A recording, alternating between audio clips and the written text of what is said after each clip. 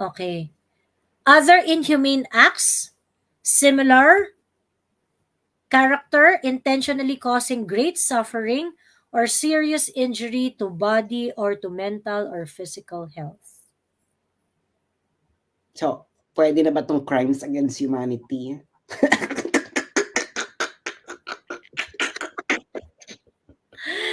Ang laki ng problema ni Abalos. Girl, that's persecution. Oo.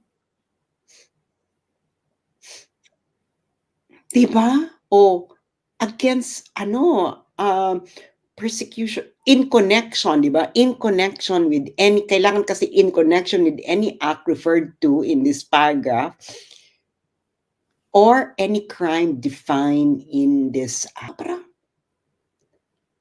pwede to, papunta ka na ng crimes against humanity, Bex.